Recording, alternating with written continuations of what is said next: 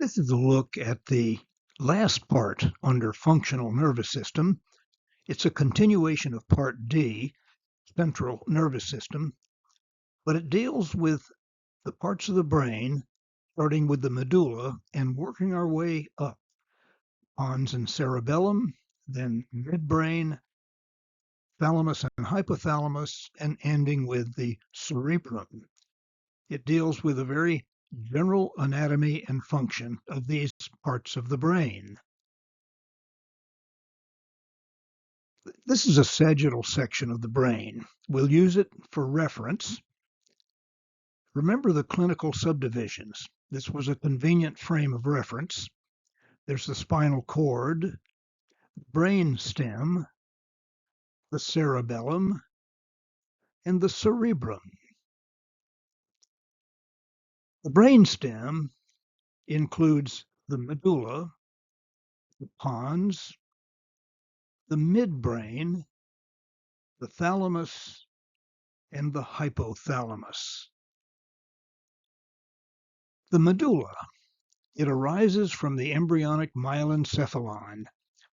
We're looking at these parts of the brain in relation to their embryonic origin. A general function involves visceral functions.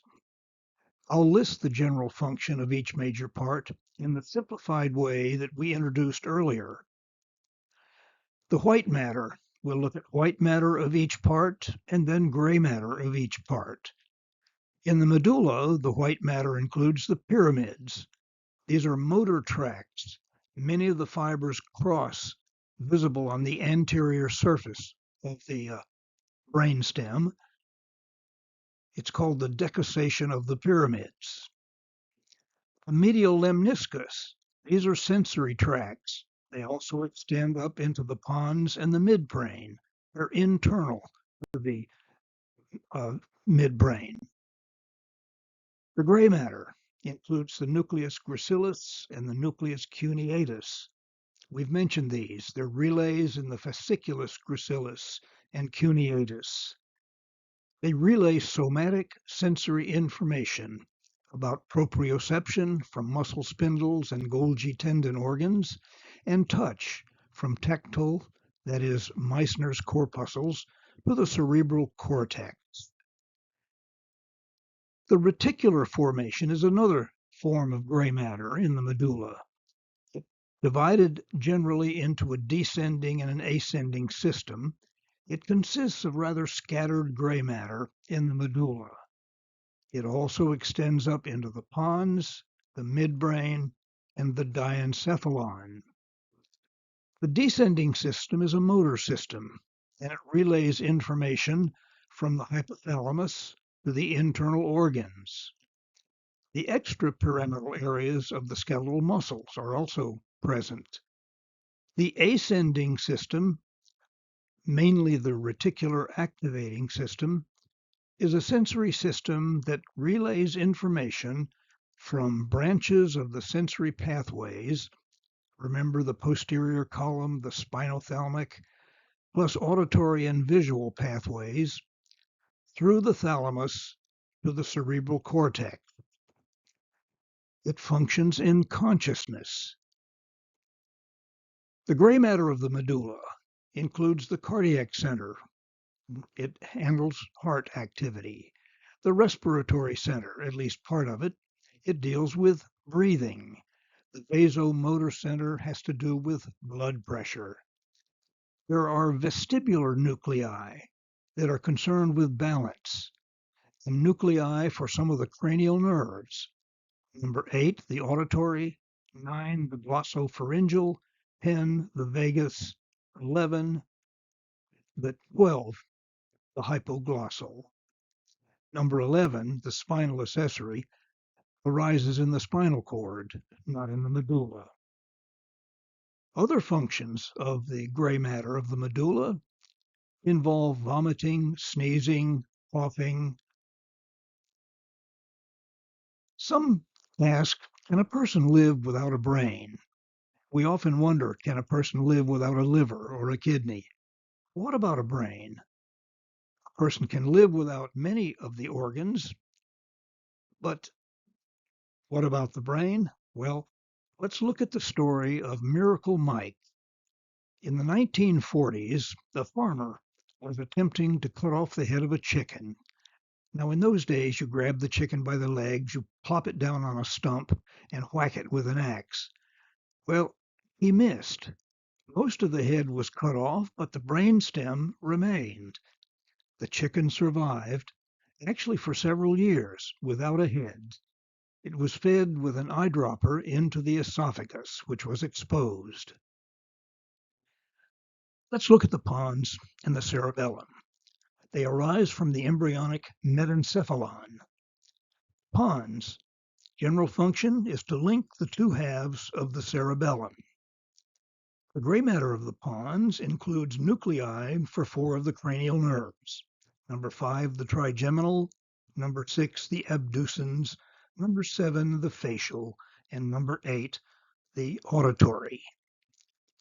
The reticular formation in the pons, which is also located in the medulla, midbrain, and the diencephalon. Part of the respiratory center is in the pons. The white matter of the pons includes transverse fibers, which can connect the two halves of the cerebellum, longitudinal fibers, which connect the upper and lower parts of the brain. The medial lemniscus is more white matter. This consists of sensory tracts, also found in the medulla and the midbrain. How about the cerebellum? Well, the cerebellum has a general function that's pretty easy to state, although it's quite complex in reality. It coordinates the voluntary muscles.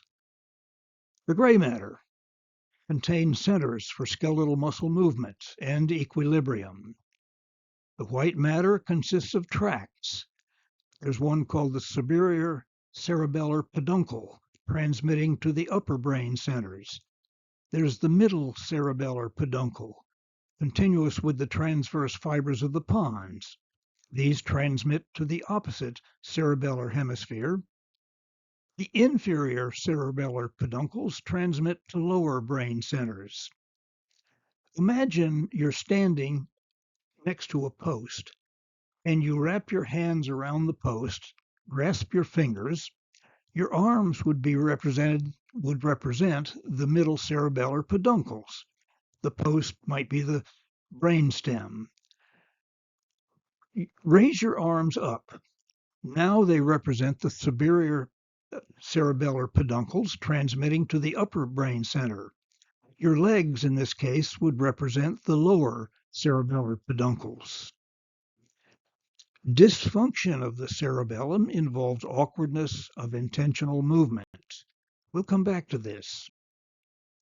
What about the midbrain? The midbrain arises from the embryonic mesencephalon. Its general function is a sensory and motor relay. Now that's a real vague general function, but it does give you some frame of reference. The white matter of the midbrain includes the medial lemniscus. These are sensory pathways in the midbrain. The medial lemniscus is also present in the medulla and the pons. The cerebral peduncles, these can be seen on the outside of the brain. They include sensory and motor tract. They consist of the main pathway between upper and lower central nervous system. The gray matter of the midbrain includes the superior colliculi. These are part of 4 bumps called the corpora quadrigemina. They contain visual reflex centers which transmit information to the skeletal muscles. The inferior colliculi, also part of the corpora quadrigemina, contain auditory reflex centers which transmit information to the skeletal muscles. The substantia nigra, this is internal. It functions as part of the basal ganglia, which we'll get to. It transmits to the basal ganglia. Its neurons produce dopamine. Then there's the red nuclei. These are also internal. These functionally are also part of the basal ganglia. They transmit to the skeletal muscles. And then, of course, the reticular formation. This is referred to as the mesencephalic part. It contains nuclei for several cranial nerves. Number 3, the oculomotor. Number 4, the trochlear. Let's look at the thalamus and the hypothalamus. Now, both of these arise from the embryonic diencephalon. Thalamus makes up most of the diencephalon, roughly 4/5 of it. It consists of two halves that are connected in the middle by what's called the intermediate mass. In the sagittal view, it's shown as just a small bump. The general function of the thalamus is a sensory relay to the cerebrum. We've referred to this quite often. All somatic sensory information, except olfactory, passes through the thalamus. The gray matter. There's the medial geniculate nucleus, a hearing relay. The lateral geniculate nucleus, a vision relay. The reticular activating system, and many other areas of gray matter. The hypothalamus, on the other hand, comprises 1/5 of the diencephalon. Its general function is visceral sensations. Also, it deals with internal homeostasis. We'll come back to the hypothalamus over and over again as we describe other organ systems. The gray matter includes many nuclei with many functions, including the mammary bodies. You might wonder about the functions of the medulla and the hypothalamus. The medulla general function involves visceral functions. The hypothalamus, the general function involves visceral sensation. So, what's the difference? Visceral function refers to control of the functioning of the internal organs, such as the heart rate, blood pressure, respiration, digestive system activities. You're generally not aware of these. Visceral sensations, on the other hand, refer to the conscious awareness of the state of the internal organs, such as thirst, hunger, sex drive, and the urge to urinate. And then finally, we come to the cerebrum. The cerebrum arises from the embryonic telencephalon. In the cerebrum, we will look at these structures: general features, white matter, basal ganglia, and cerebral cortex. In general, the cerebrum looks like this. There's gray matter found in two very general areas. The outer area of gray matter is the cerebral cortex. Actually, it's a very thin layer. And deep within the brain is areas of gray matter called the basal ganglia. The white matter, on the other hand, is between the two, and it forms largely the internal capsule. Now, keep in mind, this is a very simplified view intended to give you just a basic framework for the structure of the brain. The surface of the cerebrum, as well as the cerebellum, has folds, gyri, and grooves called sulci. White matter forms these broad tracts. Association tracts form connections within the same side of the cerebrum. They include the fornix. Pomissural tracts, on the other hand, form a connection between the left and right side of the cerebrum. They include the corpus callosum, a very obvious feature in the sagittal section of the brain, and the anterior commissure.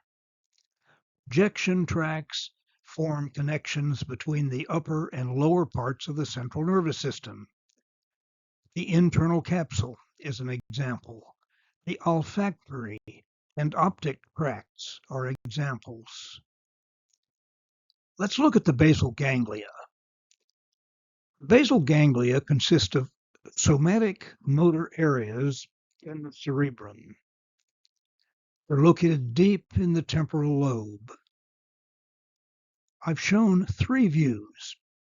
This is a side view, a front view, and a front view with part of the basal ganglia removed. The major parts include the caudate nucleus, a highly irregular but extensive area of gray matter. It's discovered that if it's destroyed, almost total paralysis results. With the putamen, the caudate nucleus controls large subconscious skeletal muscle activity. The lentiform nucleus, lentiform means shaped like a lens. It has two parts, a putamen and a globus pallidus, visible here with the caudate nucleus removed. Claustrum, it's a thin band of gray matter lateral to the caudate nucleus. The amygdaloid nucleus, it's a functional part of the limbic system. Several other areas function with the basal ganglia, including in the midbrain, the red nucleus, and the substantia nigra. The substantia nigra sends dopamine axons into the basal ganglia. There's also the reticular formation that's associated functionally with the basal ganglia. General characteristics of the basal ganglia include control of general movements of large groups of muscles, inhibition of muscle tone. Its functions are suppressed by the cerebral cortex. When you examine brains of lower animals, such as reptiles, reptiles have a very well-developed set of basal ganglia, and reptile movement involves general movements of large groups of muscles.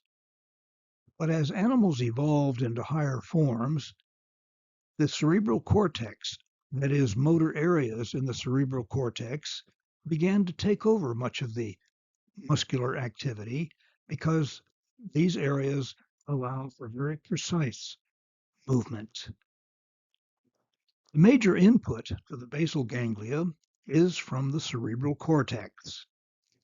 Its major output is to the red nuclei, substantia nigra reticular formation, and lower motor neurons in the spinal cord.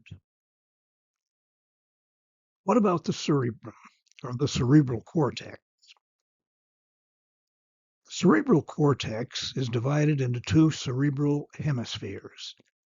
The left, which tends to deal with logical thought, such as math and language, and the right, which tends to deal with spatial relationships and arts. Now, this is probably an outdated designation, but it does give you a little bit of a feeling for the different sides of the brain. The cerebral cortex is divided into these lobes: the frontal lobe, the parietal lobe, the occipital lobe, and the temporal lobe. Notice the bones of the cranium have the same names. Gyri, convolutions, are the bumps. Sulci, shallow grooves or fissures, deep grooves, include the longitudinal fissure, separates the left and right hemisphere. The central sulcus, which is between the frontal lobe and the parietal lobe. A lateral fissure between the frontal lobe and the temporal lobe. The occipital lobe is not separated by an obvious fissure. We will divide the cerebral cortex into 5 functional areas. These include the primary sensory area, located in the postcentral gyrus, primary motor area in the precentral gyrus, the premotor area, the special senses areas, and association areas. Notice frontal association, auditory association, somatic association, and visual association areas. How do we know where the functional areas are? Before going on, the brain has no pain receptors, although they are present in the scalp and the skull. One way is by asking the patient who is awake questions during brain surgery. Surgeon might ask, "What do you feel when I touch this part of the brain?" The patient might say, "I feel an itch on my left arm," or "I feel a pain in the center of my back." In this way, the sensory areas could be identified. If the surgeon touched a motor area, patient's finger might twitch. This would identify a particular motor area.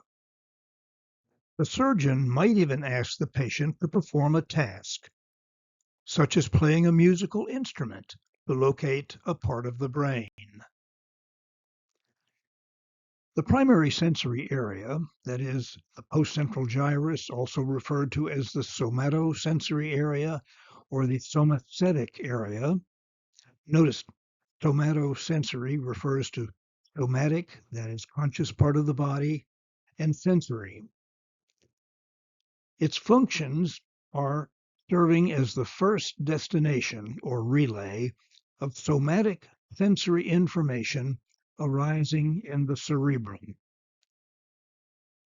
It receives input by way of the posterior column pathway, the spinothalamic pathway. It sends output to the association areas in the cerebral cortex.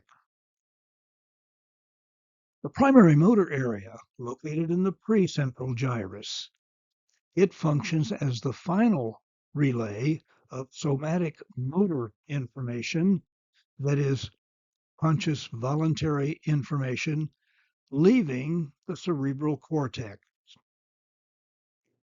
It receives input from the association areas. It does not initiate the activity. The command neurons that do that are probably located in association areas. It sends output by way of the pyramidal system. Primary sensory and motor areas can be mapped on the cerebral cortex as a cortical representation of the body.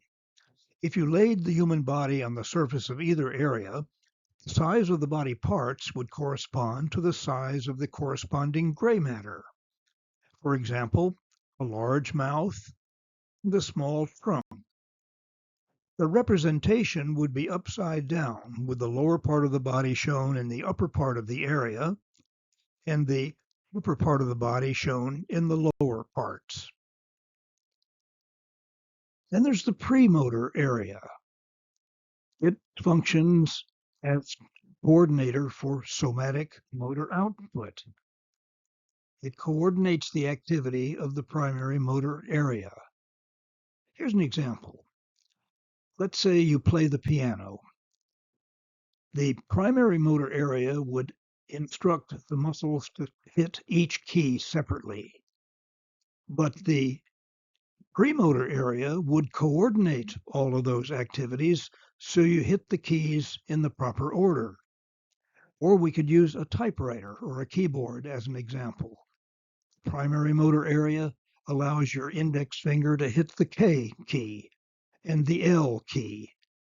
But the premotor area then coordinates all that into a finished product, a sentence, THE, for example. The premotor area is involved, as you see, in conscious, complex, sequential, skilled, and learned movements of many different muscles. It inhibits lower motor neurons. It tends to regulate pyramidal tract. Input is quite varied and very complex. It sends output by way of the extrapyramidal system. What about the special senses areas? They include the primary visual area for seeing, the primary auditory area for seeing. A primary gustatory area is a taste area. What about the association areas, also called cortical association areas, because they're found in the cerebral cortex. There are sensory association areas. They function to create and understand images of sensory information. For example, the somatic association area allows determination of shape and texture without looking. The visual association area for vision, and the auditory association for hearing. Other association areas include the Wernicke area in the temporal lobe. It allows understanding of written and spoken words. Broca area in the frontal lobe. It involved in speaking or writing words. It coordinates the muscles that are involved. Aphasia is an inability to understand, say, or write words. It's due to damage in one of these areas. Help understand the difference between a special senses area and its association area. Let's consider vision. Assume a chair is in the middle of a hallway. What will a person see if the primary visual area is destroyed? Nothing, because the person is blind. What will the person see if the visual association area is destroyed? The chair. What is different with this person and a person with normal vision? Well, the person with the destruction of the visual association area, although that person can see the chair, he or she does not know what the chair is, doesn't know what it's called, doesn't know what it's used for. Then finally, there's the frontal association area. The frontal association area, also called the prefrontal cortex, functions in most of the human characteristics, such as reasoning, personality, and judgment. It's the most human part of the cerebral cortex. A frontal lobotomy was once used to treat severe mental disease. It was thought that separating the frontal association area from the rest of the brain would correct these severe defects. It was done very simply. It actually could be done in an office of a physician. Probe would be inserted up into the nose, into the brain, wiggled back and forth, cut the connection between the frontal lobe and the rest of the brain. It's a grotesque treatment of the brain. Rosemary Kennedy, the sister of President John F. Kennedy, was lobotomized at the age of 23 due to a mental disability present from birth. He eventually died in the year 2005 at the age of 86. During President Kennedy's term as president, we never heard about Rosemary Kennedy. They kept it kind of quiet. One of the earliest indications of the function of the frontal association area occurred in 1848. This is the story of Phineas Gage. In 1848, a foreman was tamping dynamite into the hole to cut through the rock while working on a railroad bed. He was using a 3.5-foot long solid iron rod over 1 inch in diameter. A spark set off an explosion, driving the rod up through his left cheek and out through the top of his head. The rod missed vital structures as it passed through the frontal lobe of his brain. He hardly lost consciousness, but when he recovered, his personality was totally different. He cursed, his work became shoddy, and he lost his job. He had trouble thereafter of holding a job. To get a better feel for the different motor areas of the brain, let's look at motor area dysfunctions. Cerebellar dysfunction, for example. It leads to awkwardness of intentional movements. There's little weakness or lack of reflexes, Notice that the cerebellum functions to coordinate the voluntary muscles, and it makes sense that if there's something wrong with the cerebellum, this coordination would not function as it should. Basal ganglia dysfunction leads to dyskinesia, that is, bad movements, meaningless, unintentional movements occurring unexpectedly. These tend to be more extreme than simply awkward. Parkinson's disease is one. Another is Huntington's chorea or Huntington's disease. In this condition, there's little weakness or lack of reflexes. There may be other extrapyramidal dysfunction. This is not quite the same as basal ganglia dysfunction, not necessarily awkward. I've read a description how a person suffering this dysfunction would try, when putting on a sweater, to put his head in the sleeve. It may be unintentional. Tourette syndrome consists of tics, involuntary movements of the body. Basal ganglia dysfunction may also cause that.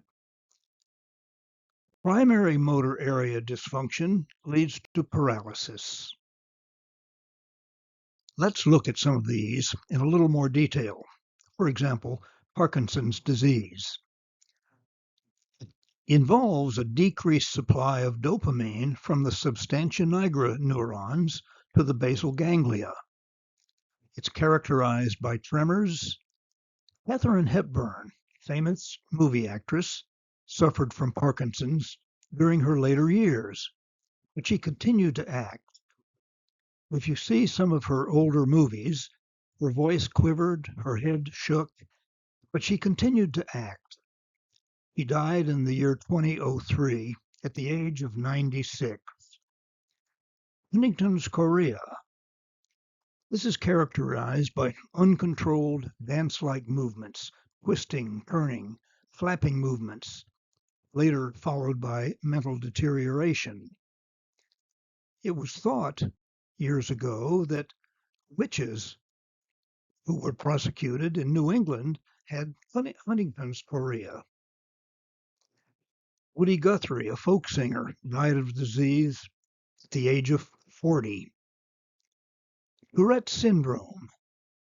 This is a type of disorder involving involuntary muscle activity, strange activities like sniffing, blinking, arm movements, jumping, barking, and others, making strange sounds.